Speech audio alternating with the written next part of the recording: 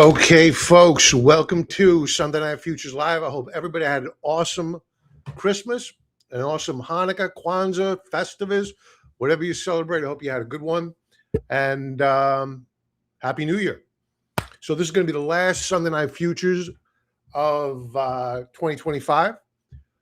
Next week, 2026, ideally, we should have the new website launched. So, I'm really excited about it. I think 2026 is going to be a transitional year for us.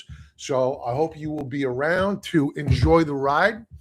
What I want to begin with tonight is something a little bit different than what we normally do. Normally go straight to the futures, not tonight, because over the weekend, a lot of news out about silver. As a reminder, silver is up on the year 170%.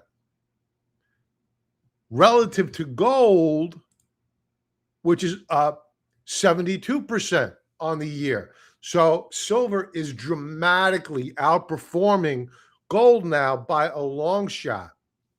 And when you adjust silver for money supply, it's nowhere near the highs of where it was back in 1980. It still has a far greater distance to go. A couple of caveats. One, usually when silver outperforms gold, it tends to be toppy. Two, we had a release put out today. I believe it was today. Yeah, this is as of for the 29th. The CME group, they are going to be increasing margin requirements on silver.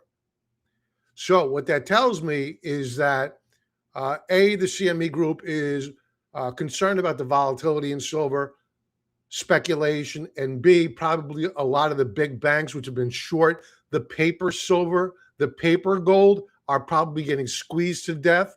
Therefore, they need to stop the rally in silver, or at least slow it down, so the banks can get out, get net long, and the rally can continue. Now to the futures action. And they don't care. Silver is gapping up 5.78% at the open year. Monster.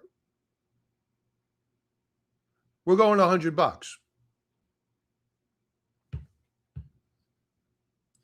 I think it's already at $100 over in China. When adjusted for the conversion rate,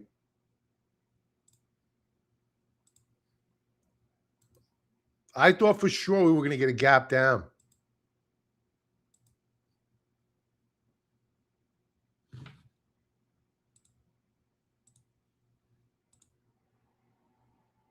Okay, our alerts is set here. Let's see what's going on with the rest of the precious metal arena. First, let me make sure my audio is good. Franklin, welcome. Miser, good evening to you.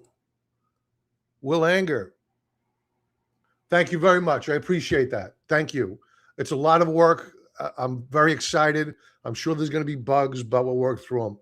Anik, welcome. Talon, hey, brother. George, happy holidays to you, my friend. Yeah, I'm in shock here, Franklin. The lovely Jody, happy holidays to you. Merry Christmas. Yeah, for those not familiar, Franklin's referencing the Hunt brothers. They tried to corner the market on silver. I think it was back in the 80s. Tim, good evening to you. Pat, Merry Christmas and a Happy New Year to you as well.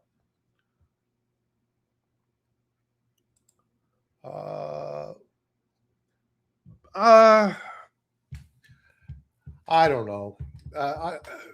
It depends upon, Franklin and I had this conversation the other day. He posed the question of silver making up, I believe it was about 20% of his portfolio. Wow, this just broke out to new session higher highs and on big volume on a Sunday night.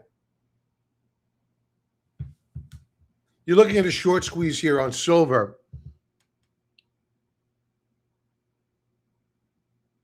So my answer to your question is going to be similar to what my question was to Franklin. That if it's making up an inordinate amount of your portfolio, meaning the position size, maybe you want to.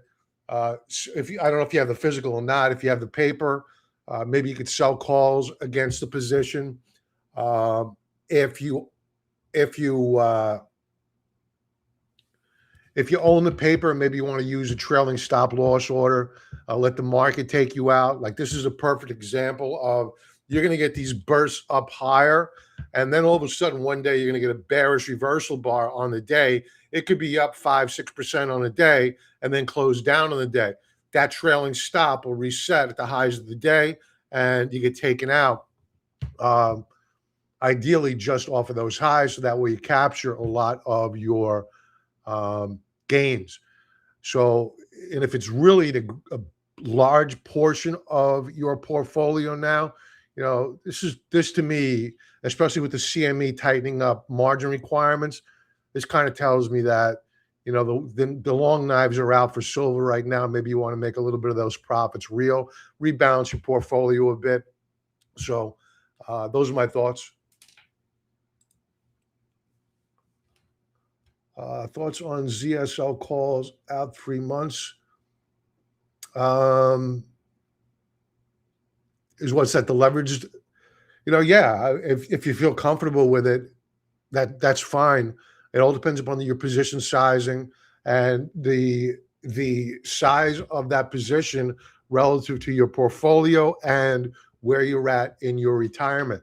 If you are saving, you're young, fine. If you're not so young anymore, maybe you want to think about being a little bit more conservative.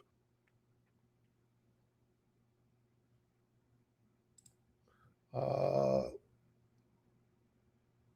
think I answered that question. China restricting exports of silver New Year. I read that as well.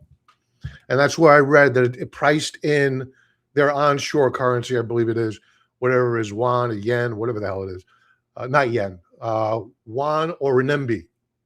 It's priced in $100 over there. Physical coins. All right, so you're kind of at a disadvantage. You got to sell that, sell the physical. It depends upon where it is and the size of your portfolio. It all comes down to that. I think there's more room to run here relative to money supply. So I would stay long. I'm long. I'm staying long for now. TF Hatter, welcome. YouTube algos still no love for Bob. I'm subbed and I still had to look. Is that a fact? Really? I don't know what that is. I think it goes back to the elections, to be honest with you, because they blocked a number of my videos, even though I wasn't being political during the commentary. They just knew I had been political, and they flagged my my videos. So I think that they never forgave me. Yes, TF, thank you. Hit the like, subscribe. You know the deal. Okay, so we have silver up and about 6%. Let's check in with gold.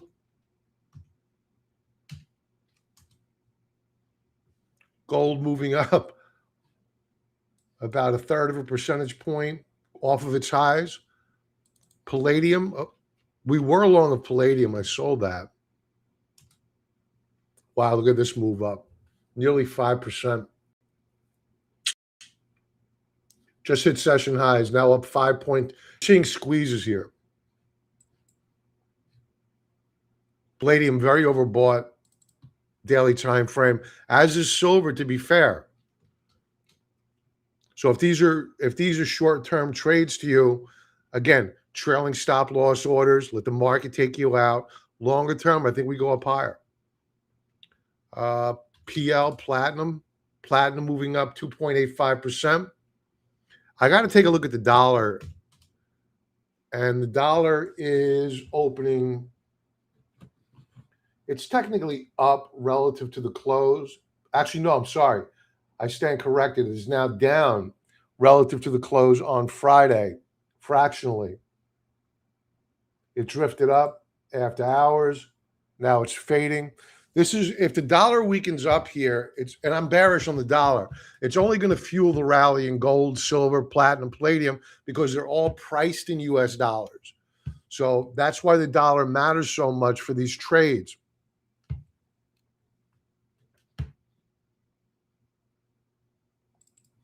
Let's take a look at foreign currencies. I want to go to the weekly chart for them. You can see last week was not a good week for the dollar. The only good part is that we close off the lows of the week. Let's see if we put in a new weekly low or low. Let's check in with Euro.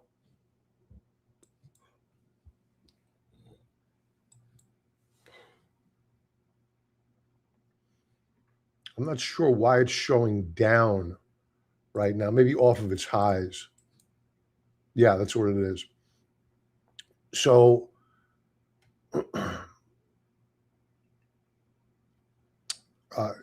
Euro firming up here, possible higher low. Come on. There we go. Trying to break out of a 15-minute wedge formation. I'll tell you the weekly chart of Euro looks good. Therefore, that's dollar bearish, especially if you have the Japanese yen, which is gaining strength. Let's see what that's doing. The yen has been consolidating for the past several weeks.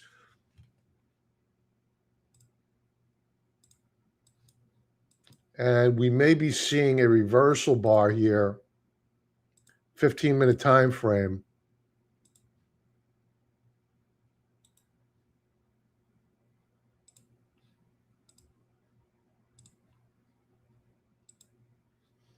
Let's see what happens. Let's check back in with silver. Really amazing price action here. We're coming in off the highs right now.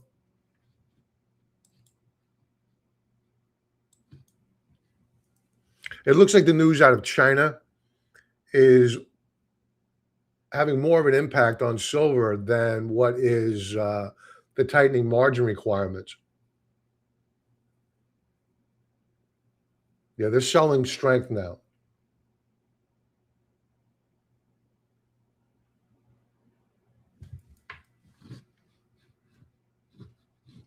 Okay, we have not checked in with equities. Let's take a peek at those. E-minis. All right, so let's face it here. I don't think we're going to get, we have only, 3 trading days left in the year. Not much is probably going to happen. We are opening up here fractionally.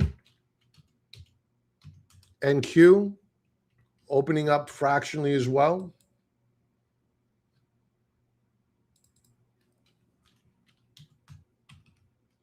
That's the futures equivalent of the QQQ. RTY, the small caps, doing better here. This leads me to believe that yields may be pulling back right now. This is highly interest rate sensitive. Let's bring up the 10-year yield. Oh, wow. No. Yields are moving up high. I'm not surprised about this because I spoke about this on Market Wrap, the weekend commentary, our weekend analysis that goes out to members.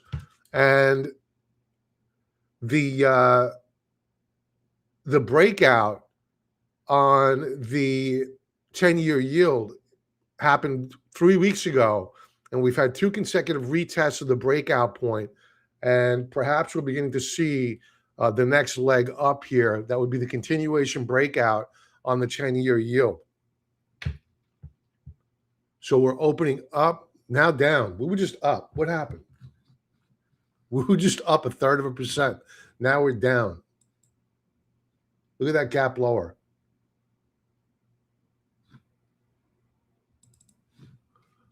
All right. Let's check in with VIX. We're going to talk a little bit more about the volatility index in a moment. We are at really, really complacent levels here, along with volatility on bonds.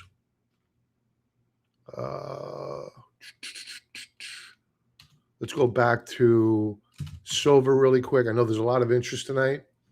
New 15-minute bar has just opened up. Strength.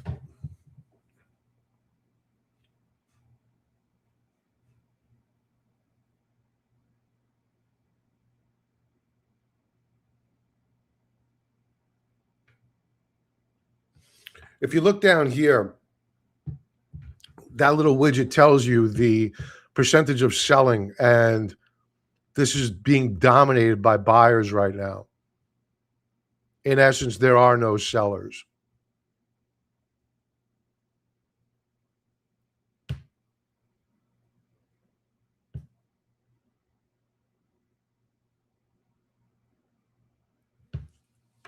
Let's create an alert here. We're not going to be able to sit and watch this all night. So let's create an alert. We'll come back if we break out to new higher highs.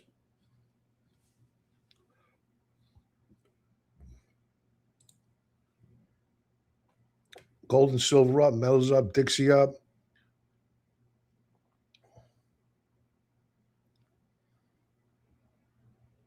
Well, it's a great question, and a lot of people ought to be thinking about what this all means. It means that the faith in fiat currencies is, it's just not there. It's gone.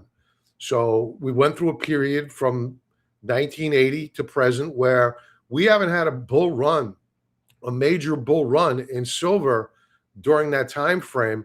You've had manipulation of the COMEX exchange, paper, silver, kept a lid on gold, and excuse me, paper, gold, and silver kept a lid on gold prices and silver prices. But now the genie's coming out of the bottle because nobody believes in fiat currency anymore. And the Federal Reserve has already begun a brand new round of quantitative easing. Simple. It's concerned about inflation. And, inflation is appearing in areas where you might not imagine it would appear. And I only realized this over the weekend when I was getting ready for the show.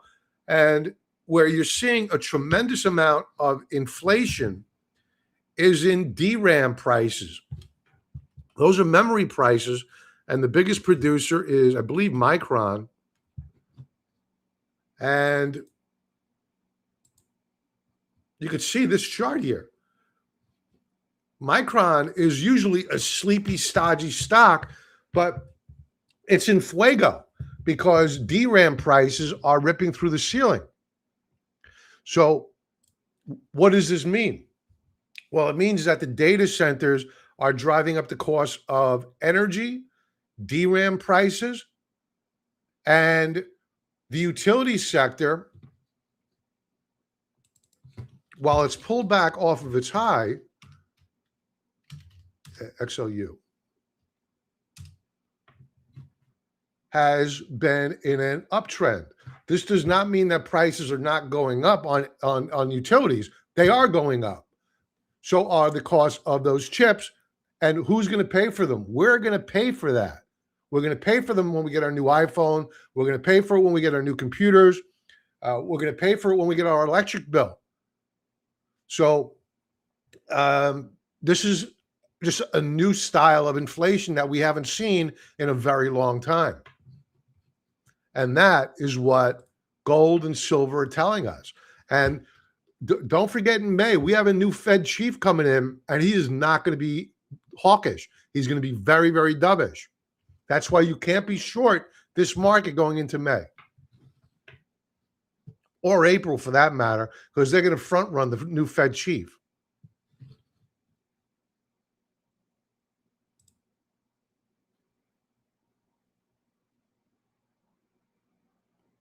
Could be. Could be. All right. So what else do we need to go over here? Let's take a look at weekly chart of commodity futures.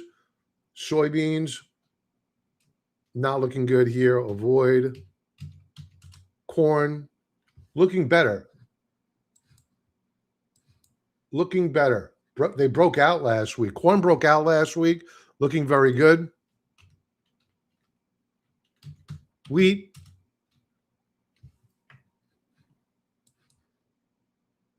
kind of stuck in the mud. Got to get a break out there. Live cattle, I trade this quite often, so that's why there's so many lines up there. Live cattle on the week last week, we broke support in green. So I think that live cattle we're putting in a top on live cattle, which is a good thing. That means my New York strip may get cheaper. What else do we need to go over here?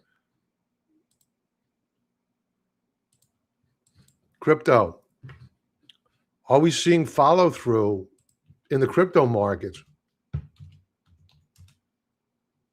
Not really. I mean, XRP up a 0.5 percentage point.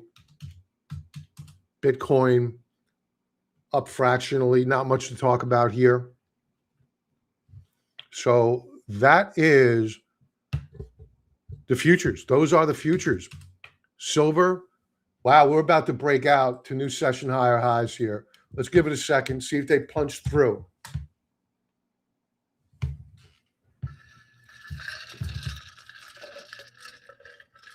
Really good volume, high quality volume, no sellers, pure buyers.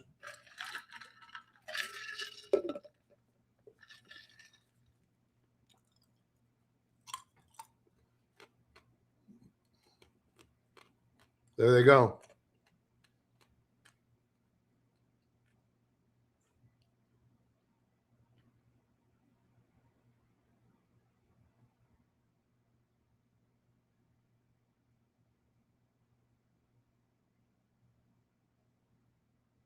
There they go. Boom, right there. We're right there.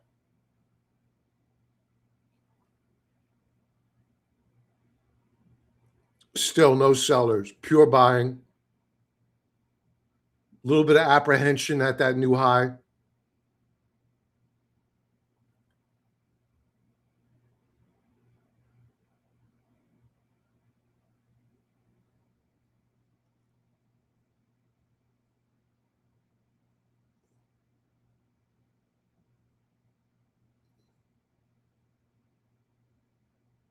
Okay.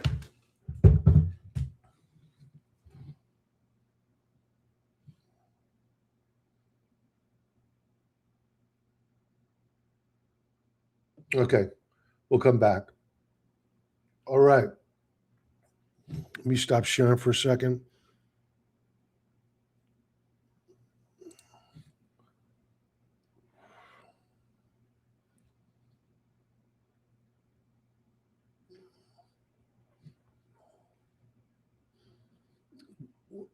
Where is it?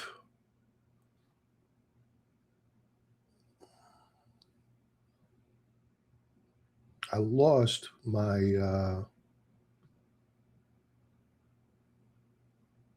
here we go. Found it.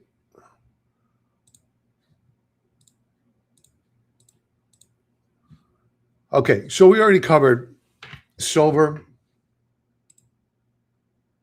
the gold to silver ratio. We kind of already covered this, that we now have gold vastly outperforming gold now. And most of that came in the past quarter. I mean, yeah, we're up 170% on the year. But take a look at the quarter. Most of those gains came this past quarter. 67, I shouldn't say most. A good portion came this quarter, nearly 70% in a single quarter. So crazy move here. Okay, economic data coming out this week. Pending home sales tomorrow, not a big number. Tuesday, We don't have much coming out this week. We're going to get the minutes. I think that's all stupid anyway, the Fed minutes. The initial jobless claims on Wednesday, they're going to pull that forward like they did last week. Other than that, not much happening this week. In terms of our sponsor, TrendSpy, let's see if they have any plans here on sale. And listen, folks, they have a great deal going on, up to 65% off of their plans. If you're going to go with the standard plan, use my link below for all of them, but use my discount code. If you're going to go with the standard plan, I get you 35% off versus their 23% off. Other than that, premium, enhanced, advanced, go with their discounted version. And let's talk about the valuation of the market. We are at levels not seen since the dot-com bubble, 40.74. The Buffett indicator, we remain strongly overvalued. I mean, this is just, I don't know, insanity. But, the markets could stay irrational longer than you could stay solvent. So this can go up higher. And if you want to see where we're at relative to the historical norm, right here. Here's the historical norm way down here. We have surpassed by far where we were in 2000 and even during the COVID peak, a post-COVID peak. So just understand where we're at in this cycle. Doesn't mean we can't break out higher on the S&P 500. Heck, the S&P 500 broke out higher last week. We can go higher. We are going into a new year.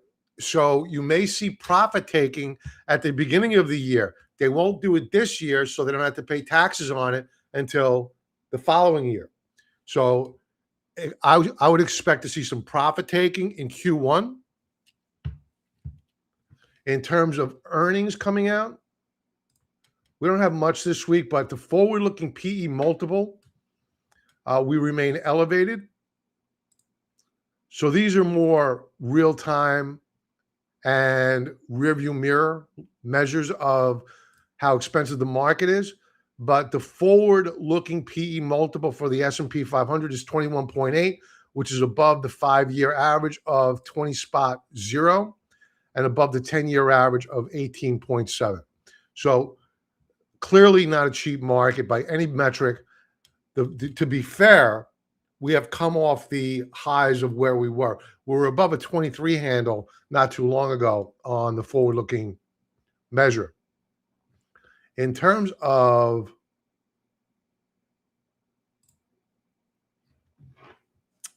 midterm election years, we need to appreciate that a presidential election year is generally a bullish year for equities. In terms of midterm elections, not so much. And I'll add into this my own opinion, which is maybe why I'm not that popular with YouTube, is that the Europeans, the Western Europeans, do not want President Trump to have both houses of Congress. They don't like him. You have the far left here that despises him, and they would like to see him lose much of his power. Right now, he rules by mandate. He has both houses of Congress, and he has a lot of MAGA people in positions of power. The Republicans would like to see a lot of those MAGA folks thrown out and the old rhinos brought back in to bring us back to the status quo of where we were. A uniparty. Not that we're not a uniparty now, but it's just less worse. So I suspect that this year is going to be a very, very volatile period leading up to the midterm elections. So the good news is that the 1 year forward returns after the elections are very, very positive. So the way I'm viewing this year is that I think that the first half of the year, or I should say the first quarter and a half of this year, you're probably going to see profit taking. You're probably going to see a reversion to the mean on some, not all, of the overvaluation of the equities market. But then comes the change in Fed chair leadership. That's going to happen in May. And he will be a puppet of President Trump. Therefore, you're going to see liquidity return to the marketplace. And you do not want to be short of equities. You want to be long of them. So, a little bit of a tidbit of data here going out and into the new trading year. First quarter, probably very choppy, maybe even the first part of Q2. Then things brighten up as you move forward. The only caveat is the midterms. How is the polling going for the president? What kind of dirty tricks are we going to see from the Europeans and from the leftists here in the United States? We don't know. We don't know yet. But we do know they're desperate. They're desperate to keep that war alive over in Ukraine, despite how many people have to die. That's a fact. The Europeans do everything possible to undermine peace. Why? It's because they make their money on rebuilding Ukraine. They get paid back their loans from Ukraine only if they defeat the Russians. Enough of that. VIX term structure. So right now, you have a little bit of backwardation on the VIX.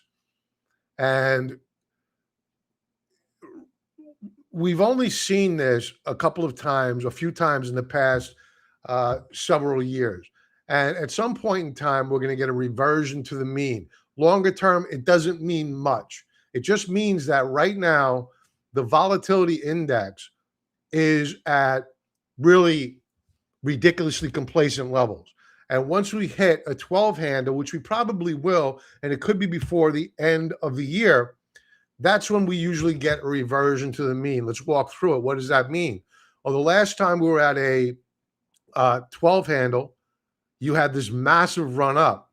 Before that, we had it all the way down to this is monthly or weekly? Weekly.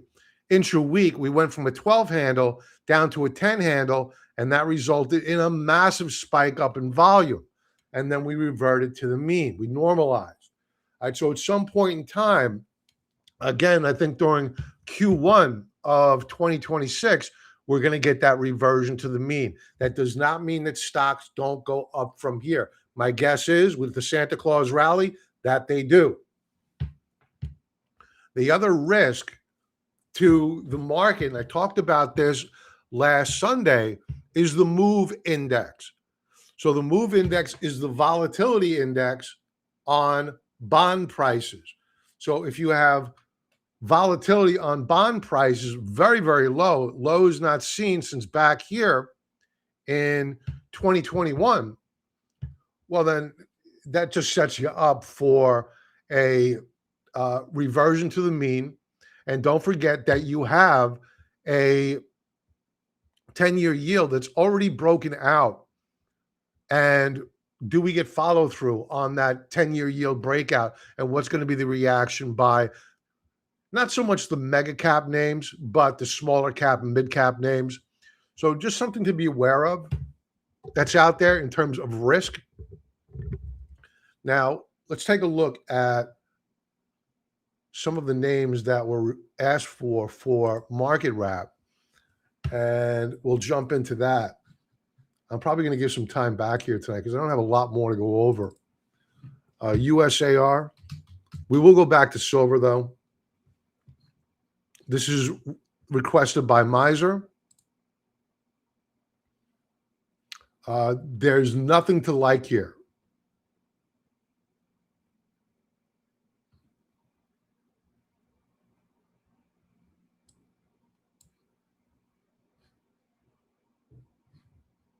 I don't like the topping action. They tried to break it out.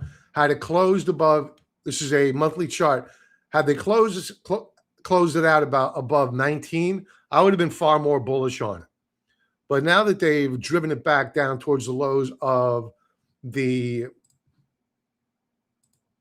month, I'm not that bullish. And one thing that you need to keep in mind is that one of the reasons why we are poking our nose down in South America is not just for oil, or not just to stop narcotics. They have rare earth minerals down there, and the Chinese are down there, and we don't want them there. We want access to those rare earth minerals. So if you're wondering why you're seeing weakness now after all that strength in rare earth minerals, let's take a look at rare, see how that's the ETF. Yeah, and that's down now on the month.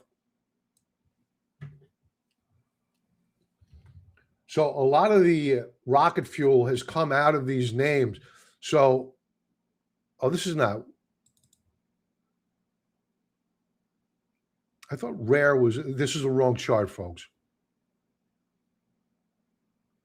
I could have sworn.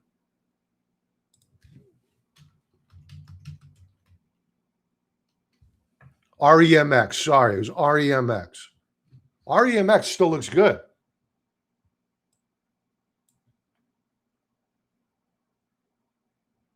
I would rather be a buyer of REMX, which is a diversified fund, rather than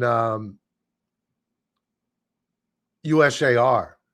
That may be a company specific issue with that sell off there, because this looks like it wants to break out. We're just off the highs of the month. So this looks bullish to me. I want to buy ETF stocks that are going to close out the month strong, not weak. Here's the weekly chart. This is a very powerful chart here. It's broken through a lot of overhead supply. So I have to say I prefer REMX by far versus USAR. Let's go to the weekly chart, USAR. We're at support. If you're dead set on buying it, fine, scratch the itch. But I would keep a stop right below 11.85 per share.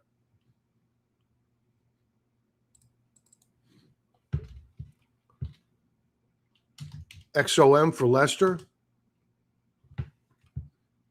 I want to check out seasonality here.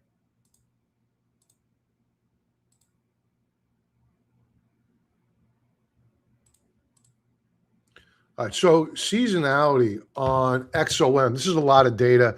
In fact, too much data going back to 1976. Let's go back to 2005. So January, not a great month. It's a coin flip month. However, you're going into a period, February, March, and April, that are quite favorable to XOM. May is the second worst out of the year. So from a seasonality perspective, I'd be looking to buy this. If they sell it off in January, buy that dip. Now, looking at the, let me get my drawings off here. Looking at the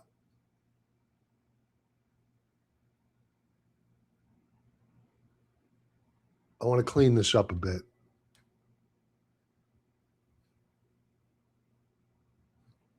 Why are these VWAPs on here? I don't use VWAP. There we go. Okay, looking at the price action here, very bullish price action. We just have overhead supply here.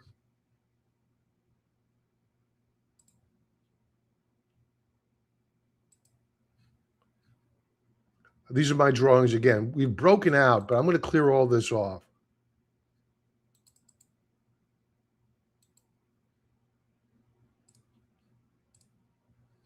All right, so all I care about on XOM is this.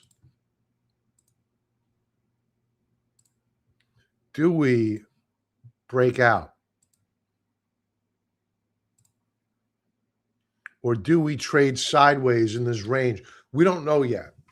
All right, so there is a chance that you get a sell-off in January, as noted here. Take note of the automated trend lines. These are not drawn by me. This is the algorithm. You have a lot of overhead supply in here. This is not an area in which you want to buy. You want to buy either A, on a pullback, or B, on a breakout. We're not there yet. So right now, this would just be a watch to me.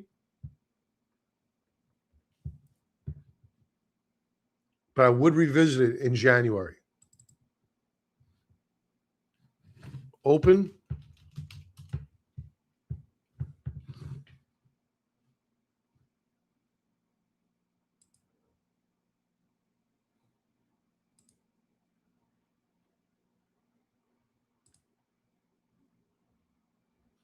I'm not feeling it here. This is the 4th down month for open.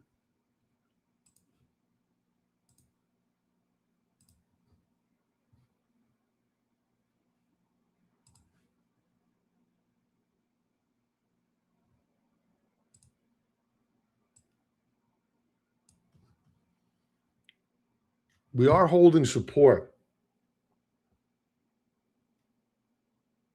but we're at the lows of the month. Very, very tight wedge formation. This is a tough one. You have RSI, which is declining down below 40.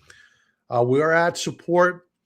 You know, if you're going to use a tight stop loss on her, I guess you could scratch the itch, but I would prefer to wait for the breakout above this line here in white, because that'll tell you that now you're breaking out of a downtrend channel, and you have Fibonacci support down here along with another support level. This is a critical support level in here between where we closed on Friday, 601 per share, and 587 per share. We closed down below 587. We're going a lot lower, probably down to the lows back here of 524, if not lower than that. So not a great chart. If you buy it here, you're kind of buying on hope that it's going to hold and it's going to break out. So if you're going to scratch the itch, you're going to put a stop loss right below 587. When I say scratch the itch, I'm talking about if you want to buy 100 shares, buy 5 shares, scratch the itch, get it on your dashboard, watch it. At least you have skin in the game. You're not impulsive. Use a stop loss right below 587. I would add more on strength. I would far more rather buy on strength than on weakness. So that's my take. I don't know how much data we have here.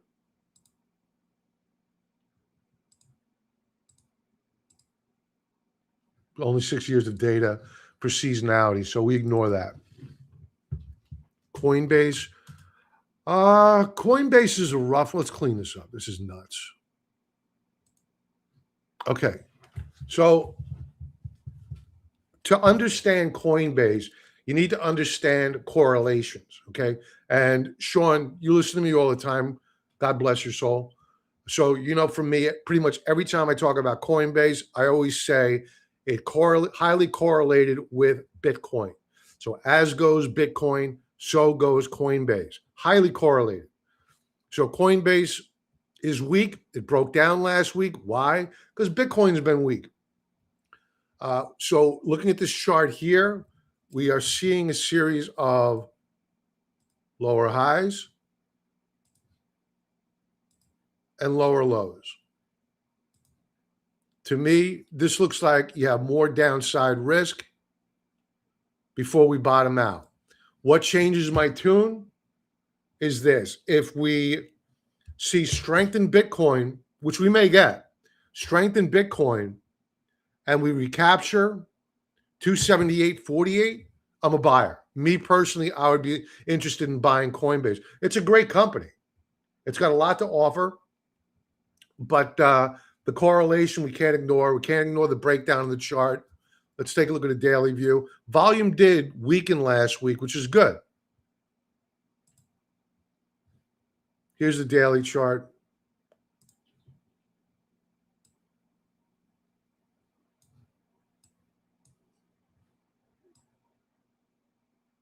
Yeah, we broke 2 support levels on Friday. We closed off the lows. I'm not going to be the least bit surprised to see a check back. And if Bitcoin drops, this is going to drop too.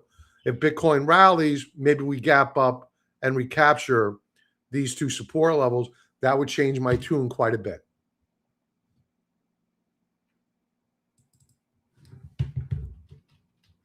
Polish taco. Fig, Happy New Year to you too, pal.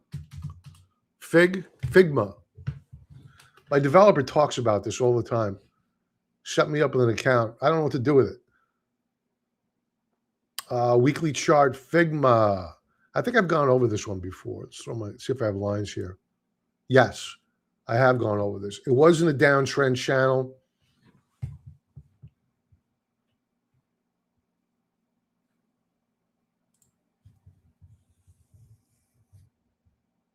Daily chart. So on a daily chart, you have a nice Bollinger Band squeeze forming here, meaning that the Bollinger Bands and the Keltner channels are really compressed. So that leads me to believe that you're going to get a massive breakout or a breakdown. So the question is, which way does it go?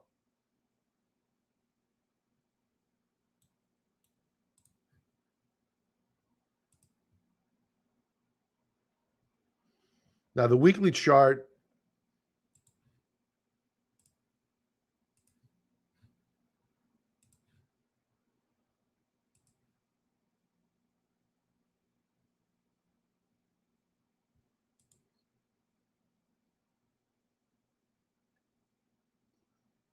no follow through last week. I'll tell you what I would do here. Many times when a Bollinger Band squeeze fires off, it's not just guys like me that see these things. You have institutional technicians that are out there. They're looking at this as well. However, they're managing hundreds of millions of dollars, if not billions of dollars. So they want to take advantage of it, but they need to create a climate of fear before they can take on a position. So, or I should say, so that they can take on a position. If they sent down an order for, I don't know, 25,000, 100,000 shares at Friday's close, it's going to send this stock through the roof. However, if they create a liquidity squeeze or liquidity flush, meaning fake headline, big sell order, they know where the stop losses are, they blow out the stop loss orders, they go in, they cover that short, then they start buying up all the stock that's out there that's been released into the liquidity pool. So that way they can build up that 25,000, 100,000, a lot share or a lot position without sending the stock up through the roof. Then they have their position and they wait for the squeeze. So that's my long-winded way of saying what I would do here is I would wait for a check back to 33.96 and ideally even lower than that, maybe 33.60, 33, maybe even $32 a share. If they drop it really, really hard down to those levels, I would be a buyer. Why? It's an anticipation of this squeeze breaking out higher. Where would I put my stop? Probably right down below here. If we break to new lower lows at around 31.30 per share, then I would stop out of that long position. So I would wait for that liquidity flush, build your position, add on strength, stop loss right below 31.30, keeps you safe. You have very low risk, lots of reward.